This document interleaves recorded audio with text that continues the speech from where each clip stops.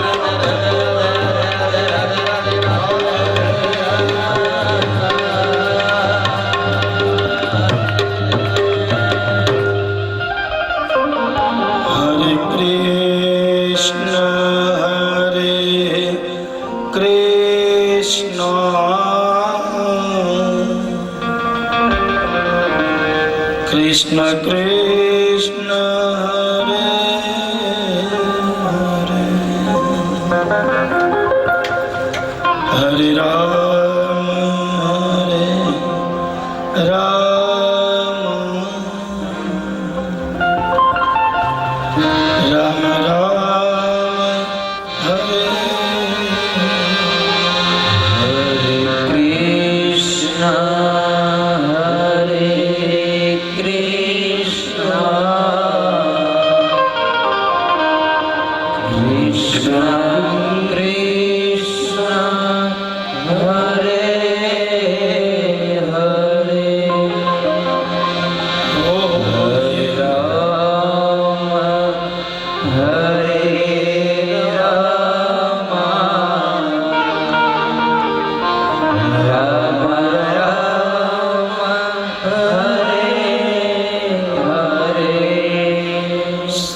कृष्ण कन्हैया की जय। श्री अम्बे माता की जय। श्री सुखदेव महाराज की जय। भागवत महापुराण की ओम नमः पार्वती पतये हर हर महादेव।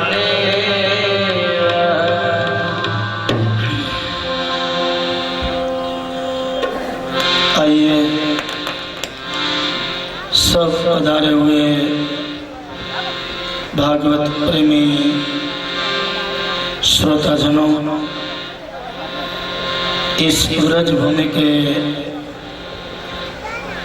पावन पटांगण में मुख्य आयोजक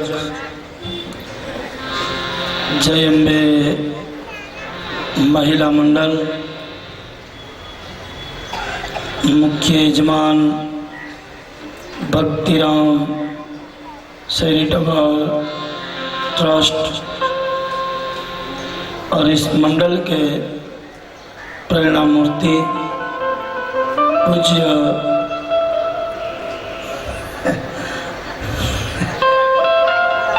हमारे बाबा, आप सभी का हार्दिक स्वागत करते हैं और इस व्यासपीठ से आप सभी को मेरा बहुत ही भावपूर्वक जय श्री कृष्ण, जय श्री कृष्ण, जय श्री कृष्ण।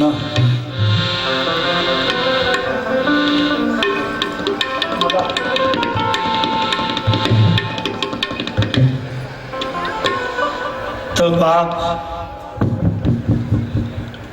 कल बड़ा ही धामधूम से अंबाजी महिला मंडल के सानिध्य में नंद महोत्सव का आयोजन किया गया था। खूब नाचे, खूब ठुमका लगाया है।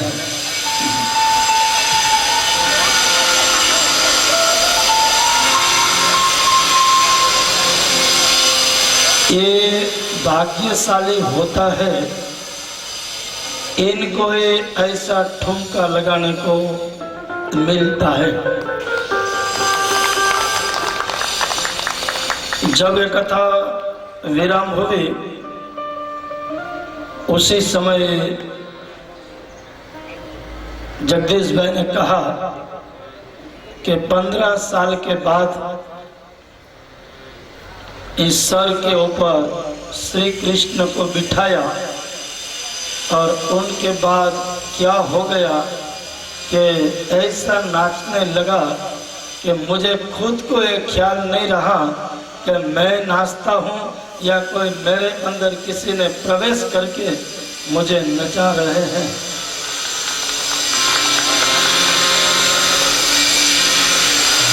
हमारी इच्छा बहुत होती है कि हमें नाचना है, लेकिन नहीं नाच पाते हैं। और हमारी इच्छा नहीं नाचने की होगी तो भी हम बैठ नहीं पाएंगे।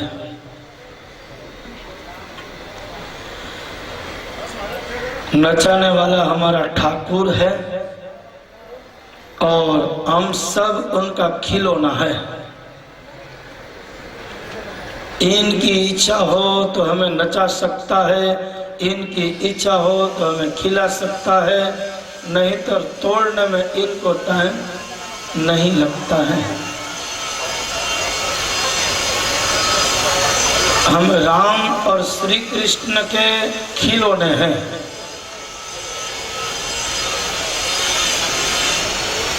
तो जिस समय प्रभु का प्रागट्य मध्य रात्रि में हुआ, मथुरा में सभी लोग सोए हुए थे और जब भगवान का प्रागट्य होने जा रहा है उसी समय नवग्रहों ने तात्कालिक मीटिंग बुलाई कि भाई सभी ग्रह एक हो जाओ, हमारे ठाकुर जी का प्रागट्य हो रहा है, कोई भी ग्रह अशुभ स्थान में हो तो वो सभी ग्रह शुभ स्थान में आ जावे। हमारे ठाकुर की कुंडली मजबूत बननी चाहिए। तो सभी ग्रहों ने तात्कालिक मीटिंग बुलवाई और सभी ग्रहों ने मन से ये तय कर लिया कि प्रभु की कुंडली उतनी मजबूत बनाओ कि जगत में हमारे ठाकुर के सिवा और ऐसी किसी की कुंडली न बन सके। तो सभी ग्रहों ने एकत्रित होकर जो अशुभ स्थान में पड़े थे और सभी ग्रह आज प्रसन्न होकर शुभ स्थान में आ गए। और श्रावण कृष्ण पक्ष की अष्टमी तिथि है, लेकिन जब तक रोहिणी नक्षत्र में सूर्य प्रवेश न करे चंद्र, तब तक ठाकुर जी का प्रागट्य नहीं हो सकता है। 27 नक्षत्र में से प्रभु ने रोहिणी नक्षत्र पसंद किया, क्योंकि रोहिणी नक्षत्र एक तो चंद्र की पत्नी का नाम है। तो चंद्र ने कहा कि प्रभु आप मेरे कुल में प्रकट होकर मुझे तो खुश रख ही रहे हो, मैं तो आनंद में आ ही रहा हूं, मैं तो प्रसन्न हो गया हूं, लेकिन मेरी पत्नी को भी आप राजी रखो। तो चंद्र की पत्नी को खुश करने के लिए प्रभु ने रोहिणी नक्षत्र पसंद किया, क्योंकि चंद्र की पत्नी का नाम भी रोहिणी है। दूसरा, भागवतकार एक कारण बताते हैं कि वसुदेव जी की एक पत्नी है, उनका नाम भी रोहिणी है।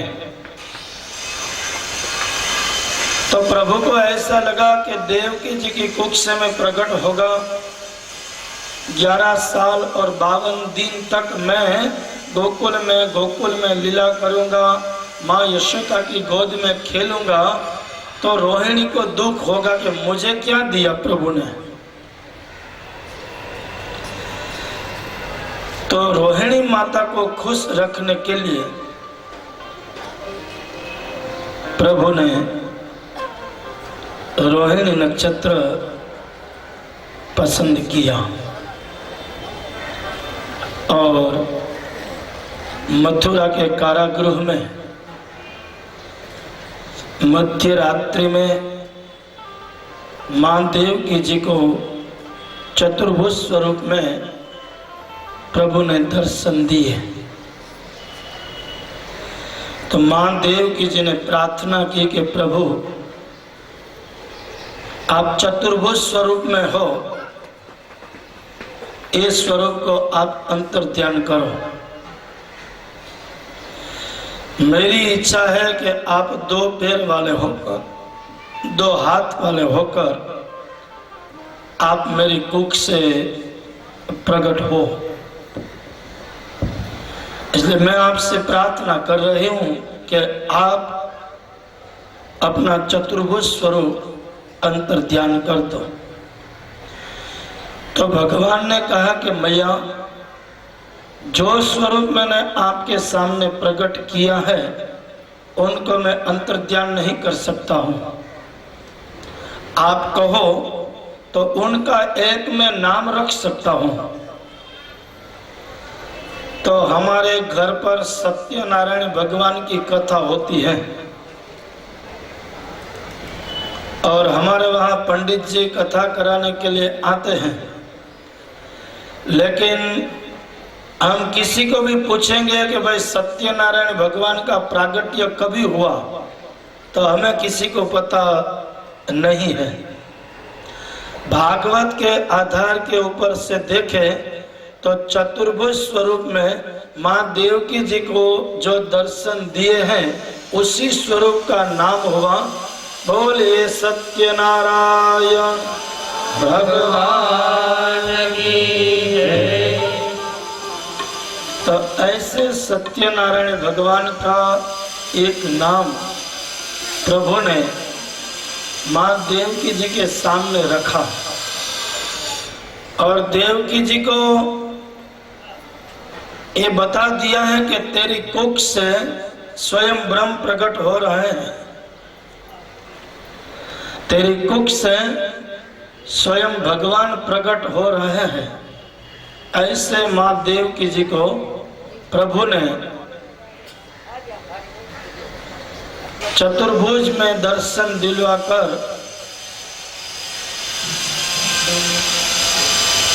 प्रभु ने साबित करके दिखाया है कि मैं ब्रह्म हूं।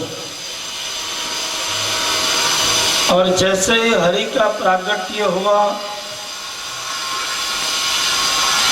अपने सर के ऊपर एक टोपला में प्रभु को रखकर वसुदेव जी गोकुल में आए और गोकुल में इतना नंद महोत्सव हो रहा है, सभी लोग नाचने लगे हैं।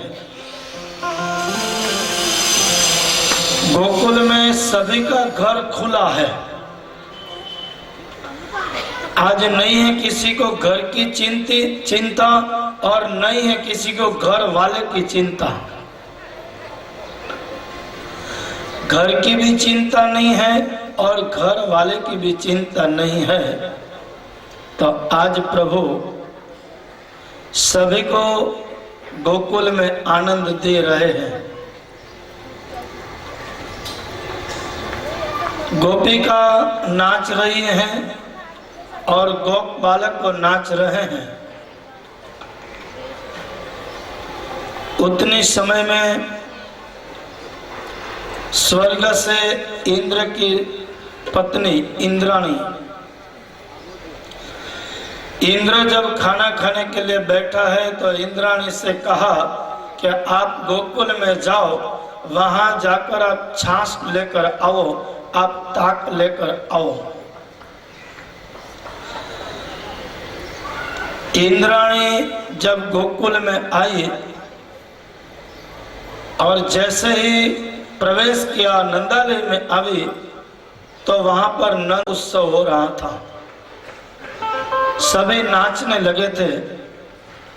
तो इंद्राणी ये भूल गई कि मैं कौन सा काम के लिए आई हूं। जिस काम को लेकर आई है उस काम को भूलकर उस नंद महोत्सव में इंद्राणी भी नाचने लगी है। इंद्राणी, मैं इंद्र की पत्नी हूं, मैं स्वर्ग की रानी हूं, इनको भूलकर मैं एक गोकुल में आई हूं, एक गोवालन बनकर, और हमारे ठाकुर के सामने इतनी जोरों जोरों से नाचने लगी हैं। हमारे मन में ऐसा होगा कि मैं कथाकार हूँ, मैं विद्वान हूँ, मैं रुपया वाला हूँ, मेरी बहुत नामना है, मैं बहुत बड़ा नेता हूँ, तो हम नाच नहीं पाएंगे। हम क्या है उनका हमको अभिमान होगा, हम क्या है उनका हमें अहंकार होगा, तो हरि के पास कभी नाच नहीं पाएंगे। हरि और अहंकार कभी एक साथ नहीं रह सकते हैं। तो नंद महोत्सव में नाचना है तो पहले हमें खुद को भूलना पड़ेगा कि हम खुद कौन है। स्व को भूल जाएंगे तो ही सर्वेश्वर के साथ नाचने का आनंद होगा और तो ही हम नाच सकते हैं। बाकी हमारे में विद्वता का अहंकार होगा, नामना का अहंकार होगा, संपत्ति का अहंकार होगा, कोई पद का अभिमान होगा, तो हम नहीं नाच पाएंगे। आप किसी का हाथ पकड़ लो, नहीं नाच पाएगा।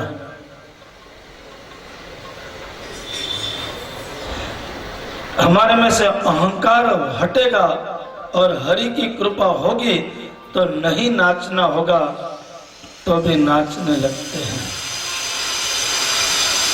ऐसे स्वर्ग की रानी इंद्राणी नाचने लगी और लक्ष्मी जी आए गोकुल में। तो लक्ष्मी जी गोकुल में आई है, लेकिन आज लक्ष्मी जी को कोई पूछते नहीं है कि तू कौन है, क्योंकि हमारे पास हरि आ गए, फिर लक्ष्मी जी की जरूरत नहीं है। भगवान आ गए तो लक्ष्मी जी उनको ढूंढने के लिए अपना एड्रेस ढूंढकर लक्ष्मी जी हमारे घर पर आए। भगवान गोकुल में आए, भगवान गोकुल में पधारे तो वैकुंठ छोड़कर लक्ष्मी भी आई, लटका करने लगी और नाचने लगी। भागवत में कहा है कि लक्ष्मी जी को कहाँ जगह न मिली तो गोकुल में 2 वस्तु में लक्ष्मी जी ने निवास किया। एक पुष्प में लक्ष्मी जी हैं और एक गाय के गोबर में लक्ष्मी जी हैं। इसलिए हम कहते हैं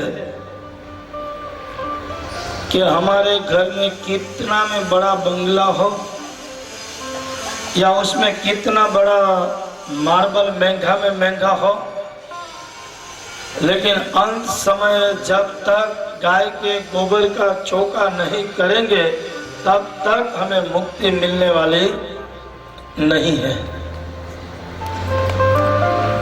गाय का गोबर अति पवित्र है और इसमें प्रभु ने निवास किया, लक्ष्मी जी ने निवास किया।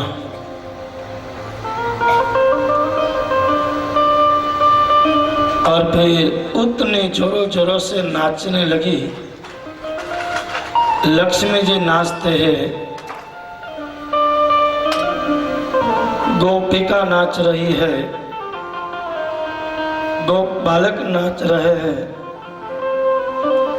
भागवत में लिखा है कि गौशाला में गाय भी नाच रही है कि हमारा मालिक का प्रागट्य हुआ है, हमारा ठाकुर का प्रागट्य हुआ है, तो गायों को भी आनंद हो रहा है और नाचने लगी है। इतना उत्सव गोकुल में हुआ कि नंद घेरा नंद भयो जय कन्हैया लाल की। नंद घेरा नंद भयो जय कन्हैया लाल की। नंद घेरे नंद भयो जय कन्हैया लाल की। नंद घेरा नंद भयो जय कन्हैया लाल की। जय कन्हैया लाल की, जय कन्हैया लाल की। जय कन्हैया लाल की, जय कन्हैया लाल की।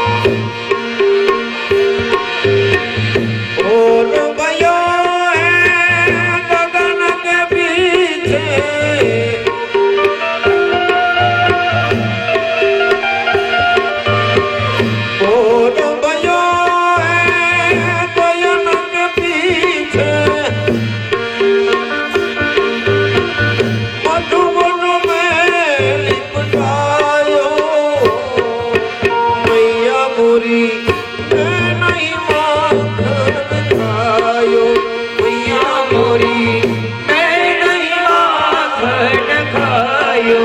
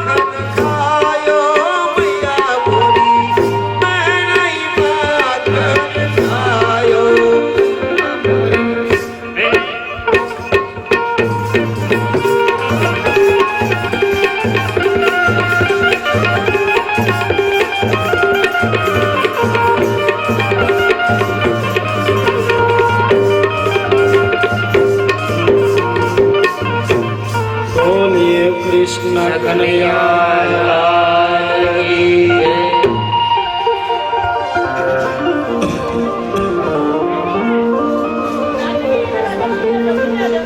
अभी अभी जिन्होंने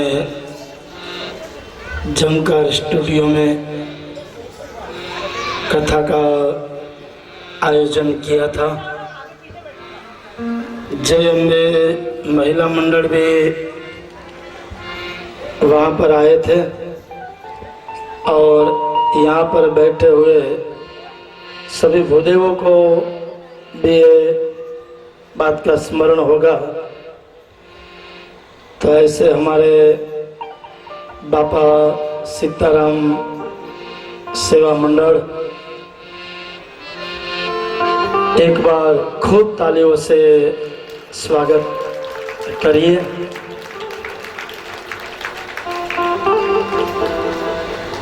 जो अभी अभी कथा 17 दिसंबर से 23 दिसंबर तक की जो कथा थी,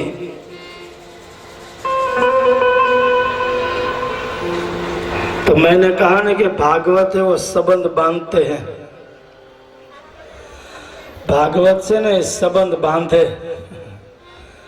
जय अम्बे महिला मंडल बापा मंडल में गए तो आज बापा मंडल भी आकर अपने इस मंडप की शोभा बढ़ा रहे हैं।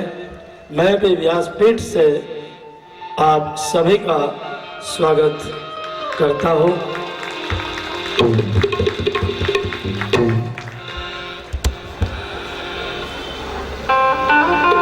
और इतना आनंद गोकुल में कोई ऐसी व्यक्ति नहीं है कि जो आनंद में न हो। गोकुल में कोई ऐसी व्यक्ति नहीं है कि जो मौज में न हो। सभी अपना दुख भूल गए हैं और अपना दुख भूल सकता है वही नाच सकता है। जो हम दुखों को याद करेंगे तो हम नहीं नाच पाएंगे। तो गोकुल में सभी व्रजवासी अपने दुखों को भूल गए हैं और एक ही बात का सुख है। देखो बेटे का जन्म हुआ है नंद बाबा के द्वार पर और आनंद है सभी गोकुल वासियों को। अभी ये सोचने की बात है कि बेटे का जन्म हुआ है नंद बाबा के द्वार पर और आनंद हो रहा है सभी गोकुल वासियों को। क्यों? कि श्री कृष्ण अपना है। 5607 वर्षों पहले की बात है जो आज हम सब मिलकर इस नंद महोत्सव में श्री कृष्ण को हमारा मानते हैं कि कृष्ण हमारे हैं। इसलिए हम सब आनंद में आकर झूमने लगते हैं, नाचने लगते हैं और जो अपना होता है वहां नाचने की इच्छा होती है। तो मैं आपसे एक कहना चाहता हूं कि इतने हजारों साल पहले की कथा हम सुनते हैं, सुनते आए हैं, सुन रहे हैं और सुनते रहेंगे, लेकिन फिर भी उस स्वरूप को हमने नहीं देखा है कि हमारे ठाकुर कैसे है। लेकिन जब भागवत के मंडप में, भागवत के पंडाल में टोपले में बैठकर जब हमारे ठाकुर आते हैं तो हम इतने नाचने लगते हैं, हमें ख्याल आता है कि हमारा प्रभु का प्रागट्य हो चुका है। बाप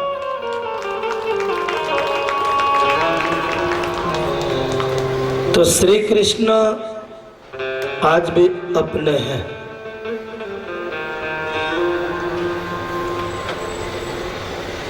मैं आपको कथा सुनाता हूँ, आप कथा को सुनते हैं और नंद महोत्सव में हमें इतना आनंद आता है। तो आप सोचिए, जिन्होंने प्रभु को हाथ में लेकर नाचे होंगे उनको कितना आनंद आया होगा। गोपिका हाथ में लेकर उनको चूमने लगती होगी, उनको नचाने लगती होगी और गोपिका हाथ में लेके नाचने लगती होगी, तो कितनी आनंद में आई होगी और कितनी भाग्यशाली होगी। ऐसा उत्सव नंद महोत्सव में चल रहा है। इतना ही नहीं, लेकिन नंद बाबा आज सभी को दान दे रहे हैं। हीरा, मानिक, मोती, सोना, चांदी, ये सब दे रहे हैं। ले जाइए, जिन्हें जो चाहिए। भागवत में लिखा है कि हमारा एक ब्राह्मण, शरीर में से एक एक हड्डी दिखती है, ऐसे दुबला पतला ब्राह्मण नंद बाबा से आकर कहने लगे, बाबा आपके वहां एक संतान की प्राप्ति हो, आपके वहां एक पुत्र रत्न का जन्म हो, इसलिए हम संतान गोपाल के जप करते थे। सभी तो दान लेकर चले गए हैं, लेकिन मुझे आने में थोड़ी देर लगी। तो नंद बाबा ने कहा, भूदेव सही कह रहे हो, आपके ही संतान गोपाल मंत्र से और साधना से मेरे वहां पुत्र रत्न की प्राप्ति हुई है। अब मैं भी आपको खुश करता हूं। तो 10,000 गाय नंद बाबा ने उस ब्राह्मण को दान में दी। खाली 10,000 गौवा दिया उतना ही नहीं है, लेकिन उनका भरण पोषण हो उतनी जमीन दी है। उतना ही नहीं है, लेकिन गाय के जो सींग होते हैं उनको सोने से मढ़ाया हुआ है और कहा, भूदेव आप ले जाओ और राजी राजी हो जाओ, और कुछ चाहिए? तो कुबेर ने आकर कहा कि नंद बाबा आप चिंता मत करना, लूटा वो दान, आपका भंडार खाली हो जाएगा तो मैं बैठा हूं ना, मैं मेरा भंडार खोल दूंगा, आप दान सभी को दो।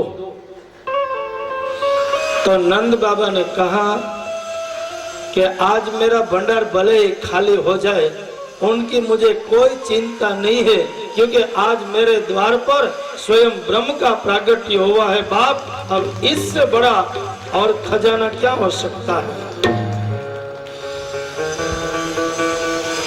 इसलिए जिनको जो चाहिए वो सब ले जाए,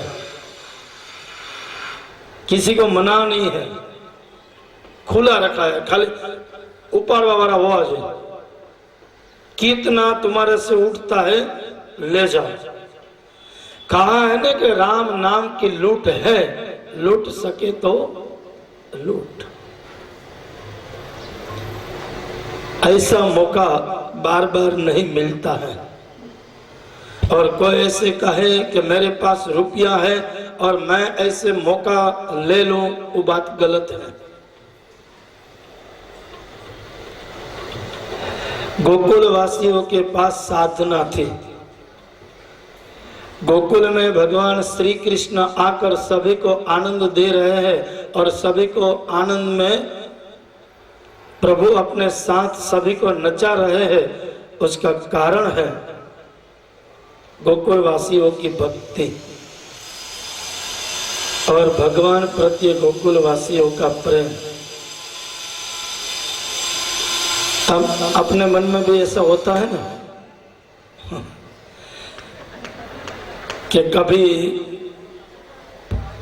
3 तारीख आवे, कभी 3 तारीख आवे,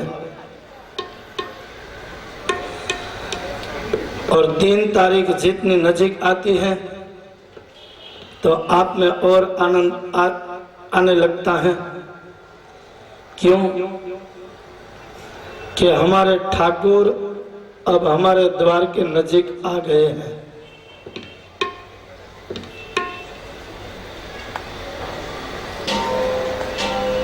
तो जो प्रेम है वहां परमात्मा है। राधा यानी प्रेम का एक तत्व है जो श्री कृष्ण ने अपने पास रखा। ऐसे नहीं कि राधिका ने प्रेम किया तो प्रभु ने राधा को बाजू में रखा। उतना सही प्रेम हम सबका भी होना चाहिए। तो हमें भी प्रभु अपने साथ रखते हैं। गोप बालकों के पास पढ़ाई नहीं थी, प्रेम था। उस गोपिकाओं के पास पढ़ाई नहीं थी, प्रेम था।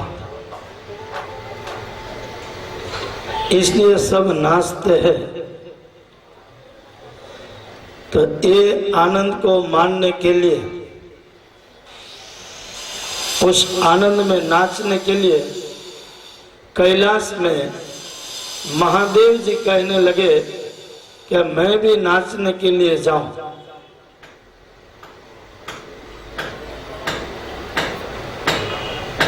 हमारे हरि का प्रागट्य हुआ है तो मैं हरि को अपने गोद में बिठाकर मैं खिलाऊंगा। मैं मेरी गोद में बिठाऊं, ऐसे महादेव जी को भाव प्रकट हुए। कैलाश में समाधि में बैठे हैं। समाधि में प्रभु के दर्शन कर सकते हैं, लेकिन समाधि में प्रभु को खिला नहीं सकते हैं। समाधि में प्रभु को गोद में बिठा नहीं सकते हैं। गोद में बिठाने के लिए महादेव जी को समाधि छोड़कर, कैलाश को छोड़कर गोकुल में आना पड़ा। तो जैसे ही महादेव जी कैलाश से गोकुल की ओर आ रहे हैं, उसी समय उनके 2 शिष्य हैं, श्रृंगी और भृंगी।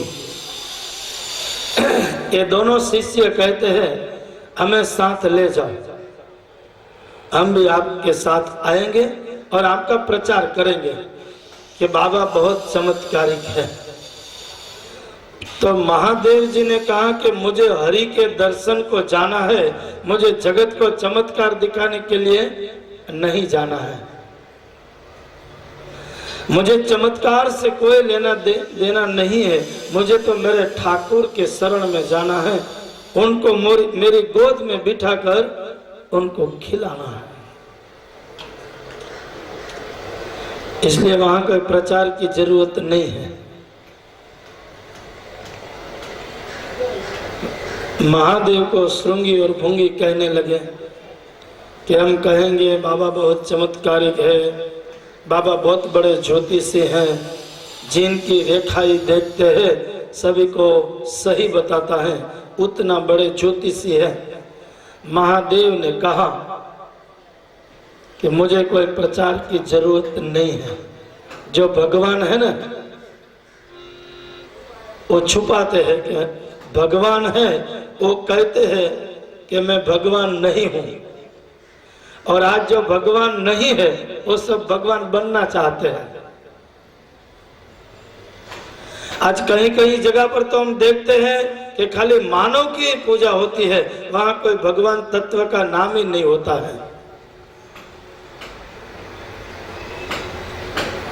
भले भगवान का सहारा पर वो जीता है, भगवान के सहारे पर वो खाना खाता है, भगवान के सहारे पर वो चलता है, लेकिन फिर भी कहता है कि मैं ही भगवान हूं, मेरी ही पूजा करो, मेरे ही पग पकड़ लो। डोंगरेज बापू का नाम तो आप सब ने सुना है, जो इस कलिकाल के सुखदेव जी माने जाते थे, और ऐसे कोई वक्ता नहीं होगा कि जो डोंगरेज बापू का नाम नहीं लेता होगा। तो ऐसे डोंगरेज बापू कभी किसी ने उनके पैर छू लिए, उस दिन वो उपवास करते थे कि आज हमारे पुण्य का लोपन हुआ है।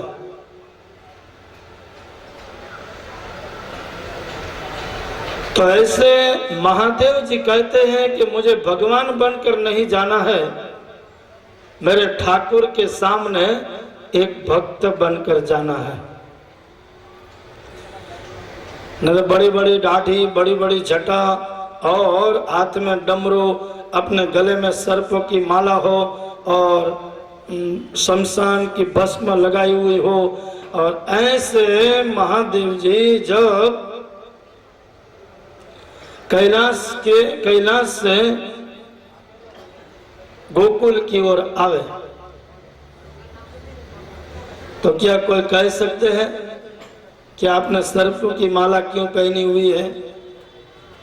लेकिन महादेव जी ने कहा कि ऐसे स्वरूप में जाऊंगा तो सब मुझे पहचान लेंगे, और पहचान लेंगे तो सही हमें दर्शन नहीं करने देंगे, फिर धक्का-धक्की करेंगे।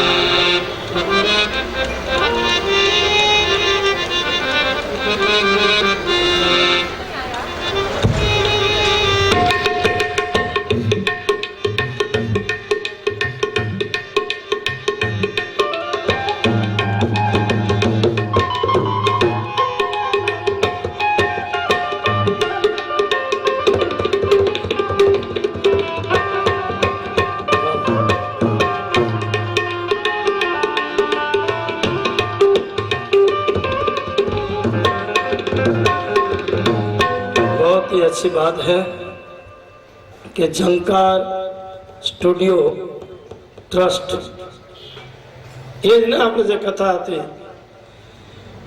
उनके उत्तन में धारावी में एक स्कूल है जो बच्चों के पास से 200 रुपया लेते हैं, बराबर से ना।